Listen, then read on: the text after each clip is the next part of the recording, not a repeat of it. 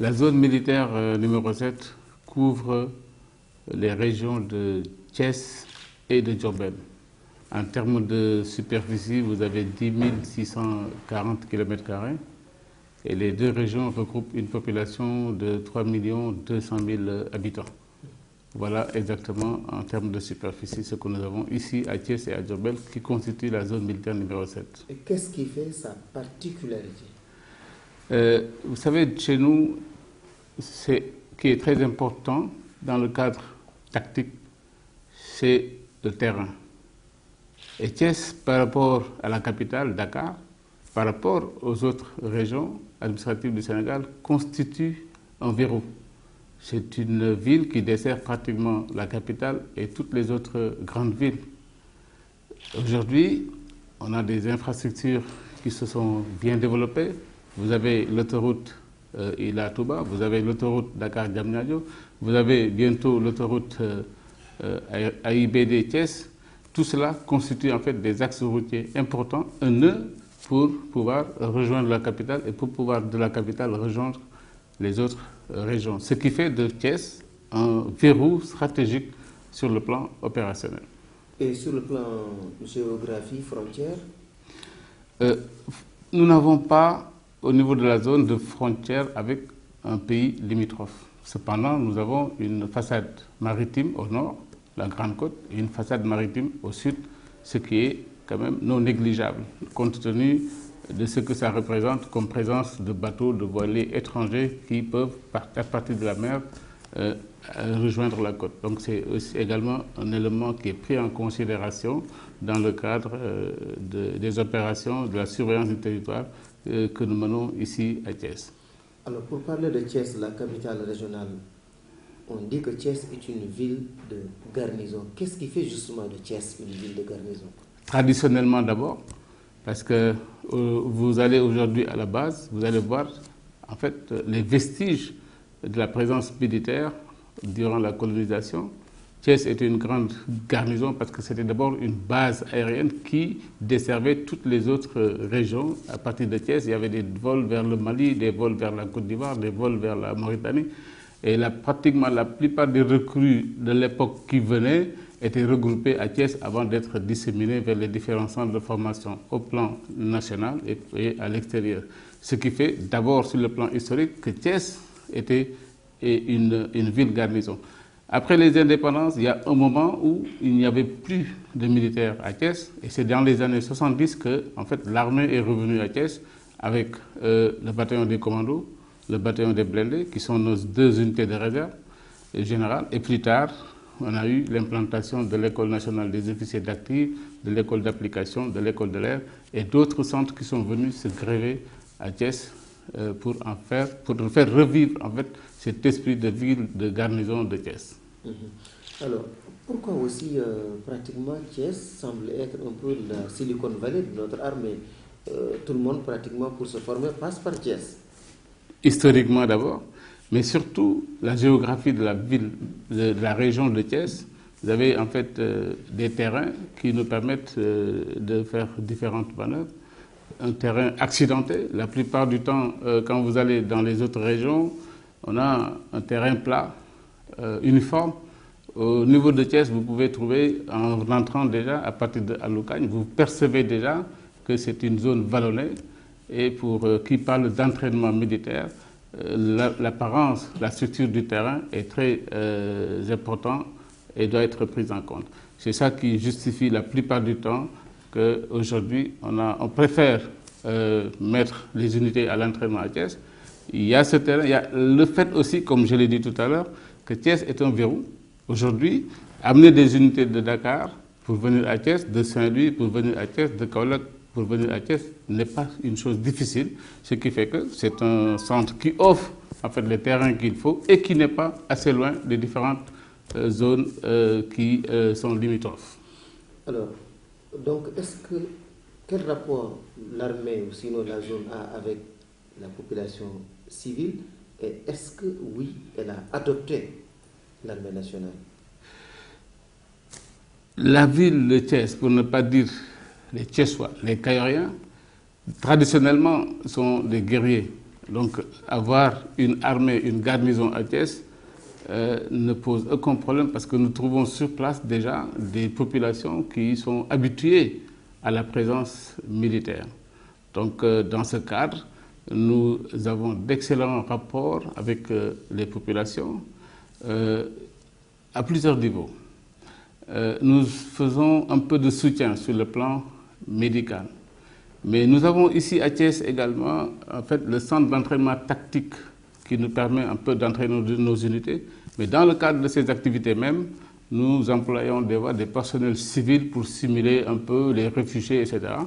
Nous avons également beaucoup de populations civiles au niveau de la base, tout autour, qui travaillent dans le cadre de nos activités comme personnel civil. Et en dehors de ça, nous avons d'excellents rapports avec les autorités administratives et les collectivités locales. Et à l'occasion, nous échangeons beaucoup. Je vois que récemment, j'ai même reçu une invitation du maire pour accompagner un peu la ville de Thiès qui veut en fait redynamiser les marches de cohésion qu'ils veulent organiser tous les 3 mois. Je pense que ces genres d'invites montrent aisément que nos rapports avec les populations sont excellents. Un des chefs de quartier de cette ville nous dit qu'un peu oui, l'armée se déploie. Et quand l'armée se déploie dans des zones comme ça, la question foncière, elle se pose. Est-ce que sur ce plan, vous avez un mot ou bien un message à lancer à l'endroit de ces populations? Tout à fait. Tout à fait, dans la mesure où aujourd'hui, Thiès est l'une des rares garnisons où nous disposons vraiment d'un domaine militaire qui figure sur le livre foncier au niveau du domaine de Thiès. Donc c'est vraiment des domaines, une terre qui appartient aux armées. Mais à quoi cette terre est destinée? Elle est destinée à permettre aux armées d'avoir des compartiments de terrain qui leur permettent de mener à bien la mission. Parce que pour le soldat, il ne suffit pas de lui donner à manger, il ne suffit pas de lui donner des équipements pour en faire un combattant. Après lui avoir donné à manger, après lui avoir trouvé des équipements, il faut lui permettre de pouvoir s'entraîner afin d'être efficace. Et pour le faire, il n'y a pas de possibilité que d'aller sur le terrain. Mais ce terrain, s'il a été choisi, s'il a été affecté à l'armée, c'est pour permettre à l'armée de pouvoir mener à bien ses exercices. Et je répète bien que ces exercices nous permettent d'être efficaces. Mais pourquoi être efficace? Pour être au service de la population, pour servir, pour protéger, pour apporter à la population la sécurité dont elle a besoin. Donc, c'est cette population qui devrait comprendre la nécessité pour l'armée de pouvoir s'entraîner afin d'être efficace dans la mission de protection et de sauvegarde qui lui est dédiée par rapport aux populations. Et dans cette quête d'efficacité, qu'est-ce que le pouvoir politique, c'est-à-dire les autorités au plus haut niveau, sont en train de faire justement pour vous appuyer? Est-ce qu'il y a des investissements? Est-ce que oui, le gouvernement quand même met la main à la poche? Vous avez tout à l'heure été toute la journée au niveau de la base. Ce qu'il faut constater, c'est que sur tous les domaines, il y a de l'évolution. Le premier, c'est la condition d'existence du soldat, les conditions de vie. Beaucoup d'efforts ont été faits, c'est pourquoi j'ai beaucoup insisté pendant votre passage pour que les gens aillent voir ce qui se fait à Thiès. J'ai l'habitude de dire à mes autres commandants de zone que c'est bien qu'on a fait beaucoup de choses, mais si vous venez chez moi, vous verrez qu'on n'a presque rien fait pour vous, tellement on a bâti des infrastructures à Thiès. Il y a les anciennes infrastructures, beaucoup sont en train d'être relevées, beaucoup le sont déjà. Il y a beaucoup de projets. La plupart que vous avez visités, c'est des projets qui ont été faits par nous-mêmes, par nos propres moyens. Mais nous avons également d'autres projets qui sont en train d'être développés en liaison avec les partenaires. Ça, c'est le premier aspect. Le deuxième aspect, comme je l'ai dit tout à l'heure, il faut également avoir des outils. Un combattant a besoin d'armes pour combattre. Ça aussi, des efforts considérables ont été faits. Vous avez vu récemment, je vous ai aperçu à la télévision en Gambie avec nos éléments blindés. C'est la même chose avec les bataillons commando. Vous avez été tout à l'heure à l'école de l'air qui est en train de faire une montée en puissance parce que ici à Thiès, vous allez trouver des écoles, vous allez trouver des unités blindées, vous allez trouver des unités commando et vous allez trouver l'armée de l'air. La présence des écoles donne en fait cette nécessité de pouvoir donner aux élèves en même temps la possibilité d'être sur le terrain, d'évoluer avec les cavaliers, les blindés, de pouvoir également, au besoin, dans le cadre de leur formation, bénéficier de l'appui, du soutien de l'armée de l'air. C'est pourquoi Thiès est très important, notamment dans le cadre de la formation, puisque les écoles disposent sur place de tous les éléments dont ils ont besoin pour assurer une bonne formation aux élèves. Et en dernier ressort, nous avons également mis un accent important. L'entraînement, c'est bon, mais c'est coûteux. Qu'est-ce qu'il faut faire? Vous avez vu, aujourd'hui, on a développé un système de simulation au niveau du centre d'entraînement tactique de Thiès, où les éléments qui viennent peuvent d'abord passer dans les centres de simulation, s'entraîner jusqu'à maîtriser les modes d'action, les composantes des missions, avant de passer sur le terrain, ce qui permet d'abord d'avoir un gain de temps, de faire des économies dans les cadres des munitions et des autres moyens, mais également de s'assurer que les éléments qui sont passés par le centre de simulation maîtrisent les savoir-faire tactiques et techniques avant d'aller sur le terrain. Alors, on a vu également dans les écoles et à Thiès beaucoup d'éléments qui nous viennent de l'étranger et qui sont venus pour subir une formation ici à Thiès dans vos écoles. Est-ce que cela veut dire qu'aujourd'hui vous ne formez pas seulement qu'un soldat mais également des ambassadeurs? Le Sénégal est d'abord un pays de la Teranga. Et nos écoles sont bâties sur un principe, l'enracinement, l'ouverture. Ça veut dire quoi? C'est-à-dire aujourd'hui, nous avons des étrangers parmi nous, mais nous préférons les appeler les éléments des pays amis, qui ne sont pas considérés comme des étrangers. Vous allez dans une de nos écoles, il est très difficile, puisqu'ils sont habillés de la même façon, les mêmes uniformes, et vous est très difficile de savoir qui est sénégalais et qui ne l'est pas. Mais ce qu'il faut surtout retenir, c'est que nous avons une confiance des pays frères qui nous confient la formation de ces gens. Et la fierté que vous avez, c'est quand vous allez dans ces pays et que vous rencontrez ces éléments qui sont formés chez nous, ils font partie toujours dans leur armée des meilleurs. Ce n'est pas pour nous jeter des fleurs, mais c'est juste pour dire une réalité. Ils ont été bien formés et quand on va les voir, ils nous le montrent carrément que ce que nous avons fait, les produits que nous avons faits pour eux, sont des produits très bien appréciés. Ça, c'est dans un premier temps. Mais également, ça va dans le cadre de la fraternité africaine, la fraternité entre frères d'armes. Aujourd'hui, si vous avez des élèves qui sont formés au Mali, des Maliens formés au Sénégal, des Sénégalais formés au Mali et vice-versa pour tous les pays de la sous-région, ça permet déjà de faire de la CEDEAO une réalité. Et je pense que à ce niveau, les armées africaines ont déjà atteint un point assez avancé dans le cadre en fait, d'union, dans le cadre de l'existence interétatique. Nous avons atteint des points assez avancés puisque ces échanges durent depuis très longtemps et constituent en fait un gain dans le cadre du rapprochement entre nations. On va vers la fin de cet entretien, on va parler du thème, c'est l'armée et l'environnement. Ici à Thiès, quelles sont les actions qui sont développées et qui vont dans le cadre de la préservation de l'environnement, qui sont développées par l'armée? Au niveau de Thiès, d'abord, on s'est attelé depuis un certain temps à procéder chaque année à des reboisements. D'abord en interne, c'est-à-dire au niveau des camps. Il faut systématiquement procéder à faire à des reboisements pendant la période d'hivernage, en liaison avec les services des eaux et forêts, qui sont vraiment des camarades qui nous aident beaucoup sur le plan technique, mais également sur le plan professionnel, ils viennent nous accompagner. Donc nous avons un principe. Chaque année, il y a une note qui est faite par le commandant de zone qui demande au chef de corps, dans le cadre de l'hivernage qui s'approche, d'exprimer leurs besoins en termes de plan. Une fois que cela est fait, nous les adressons aux eaux et forêts et nous demandons en même temps aux éléments des eaux et forêts de nous accompagner techniquement sur le système de reboisement. Donc ça, c'est ce qui se fait de façon régulière.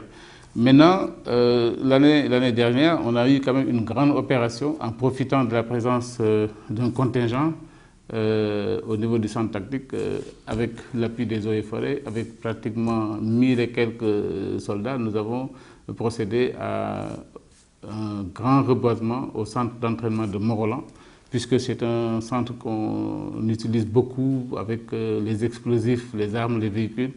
on a jugé nécessaire en fait de faire un grand reboisement pour quand même protéger cet environnement et maintenir davantage. Nous comptons continuer en fait cette action à chaque hivernage et je dis souvent l'action de reboisement est une action de longue haleine. Il ne s'agit pas de commencer pour s'arrêter, il faut commencer pour persévérer et continuer et c'est ce que nous avons envisagé de faire ici à Thiès. Et on termine le soldat, le combattant, sinon le militaire, au moment où nous parlons. Comment est-ce qu'on peut le définir? Est-ce que c'est le même homme qu'on a connu peut-être il y a 30, 40 ans? Bon, le combattant, pour moi, c'est quelqu'un qui doit vivre avec son temps. Le soldat, quand il sort du camp, il habite à côté, il a sa famille, donc il est comme n'importe quel Sénégalais. La seule différence, c'est qu'il a une mission, c'est de participer à la protection des populations, de ses voisins, de ses amis, de ses frères, de ses sœurs. Donc, il est comme tout un chacun, sauf que il est en fait chargé d'une mission assez difficile, c'est assurer la protection des biens et des personnes. Donc c'est un homme comme tout le monde, mais avec une mission à part, c'est celle de porter les armes au nom de l'État du Sénégal. Si vous le permettez, nous tenons en une minute. D'abord, vous avez Thiès, ville de garnison. waaw Thiès bu ñu nee ville de garnison la dafa nekk loo xam ne d'abord dafa yàgg na parce que ci tàngu tubaab bi Thiès amoon na fi genre benn base aérienne boo demee ba tey ci base bi da nga gis ci mur yi ay reliques yu fi des pour wan ni fii la nga xam ni mooy Thiès fii la lépp daan jóge ci Sénégal mu nekkoon capitale bi au temps de la colonisation di dem Mali di dem Mauritanie di dem Côte d'Ivoire un peu partout et que ensuite soldats yooyu nga xam ne ñoo daan ñëw ci bokk colonie française di ñëw Sénégal pour ñu former leen Thiès lañ leen daan dajale bu ñu njëkkee ñëw après ñu répartir leen ñiy dem centre de formation Saint-Louis Kaolack avant ñuy jot seen affectation un peu partout à travers l'Afrique de l'Ouest. C'est ça qui a fait de Thiès une ville garnison par le passé. Léegi nag boo doon présenter zone militaire numéro 7. waaw zone militaire numéro 7 moom mu ngi làq région Thiès ak région Diourbel booy xool population bi nekk na ci à peu près 3 millions 200 booy xool superficie c'est 10 millions et quelques kilomètres carrés 10 000 et quelques kilomètres carrés loolu nag boo déggee zone 7 mooy Thiès ak Diourbel Thiès ak Diourbel boo ko déggee mooy fi nga xam ne fi la ñu am tarixa yu bare ci wàllu l'islam fi la nekk ci wàllu christianisme fi la nekk muy Touba muy Tivaouane muy Ndiassane muy Popenguine loolu aussi lu am solo la te comme ñu ngi fii nekk fii pour protéger il faut que aussi loolu yëpp ñu jël ko en compte. ñu daaral maintenant bu ñu demee base aérienne gis nañ ne am na école yu bëri ak comme par exemple centre de formation yii yëpp lan la bund.